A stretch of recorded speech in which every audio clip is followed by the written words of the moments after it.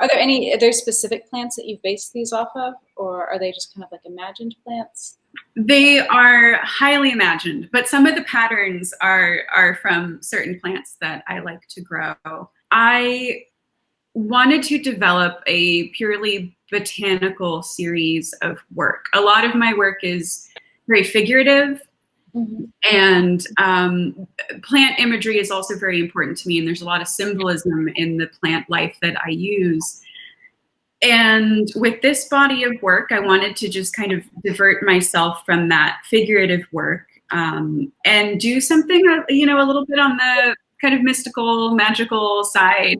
This idea of plants being medicinal, or being, guides for us.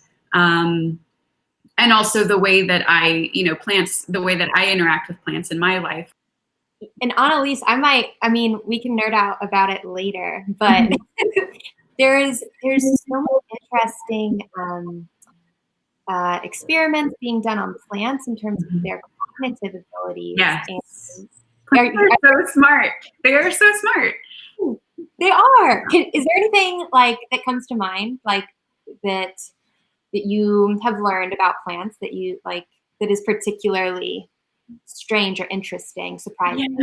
Yeah. So the way that plants can communicate to one another through the fungal systems that grow on their roots. So fungus is incredible, and plants have a very symbiotic relationship with the fungus and microbiome that grows in the soil.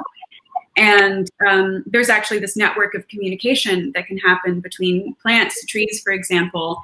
If there's a tree that is being attacked by bugs or something else, it can actually send a distress signal to other trees around it, and those the growing systems will change and adjust for what's happening.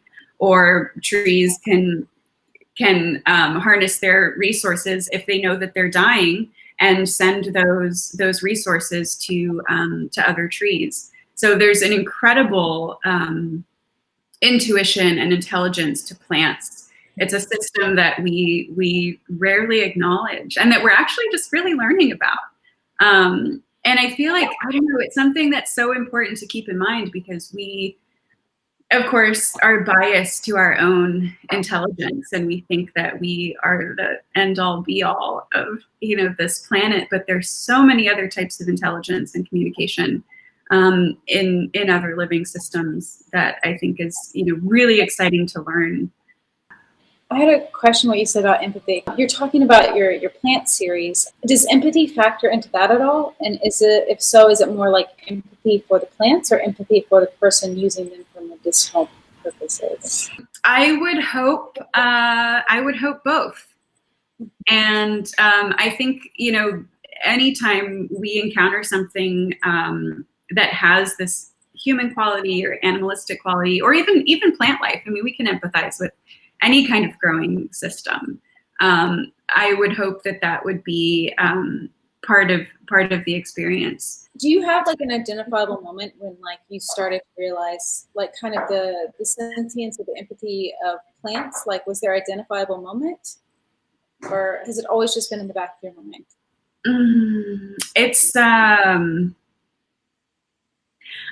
that's a good question. I want to say that it's something I've kind of always thought about. I grew up in the hill country here, and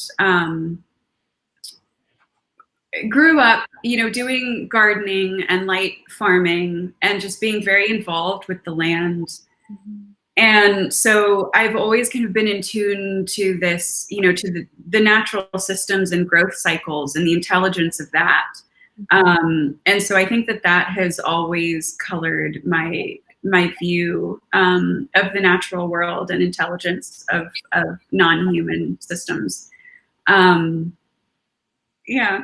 I think it points toward, like, I love that you highlight empathy in your work, because I think it points towards that's a quality I think that a lot of artists have.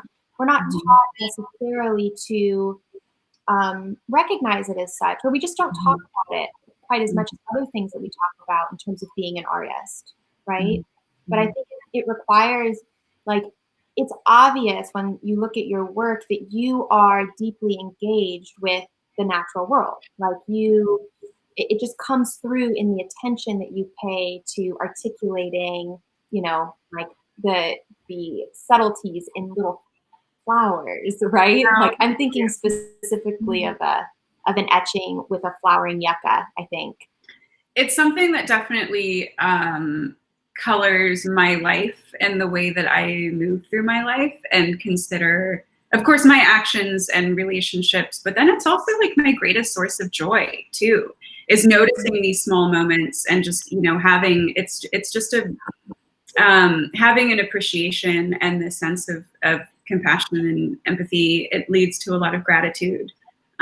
Which is a wonderful way to move through the world. And so, it can start with a tiny little flower on a yucca, and then it can go into, a large series that then allows me to have a much greater conversation with people who see that work. So that is definitely one of the most important elements of my artwork, and something that I want to continue to develop.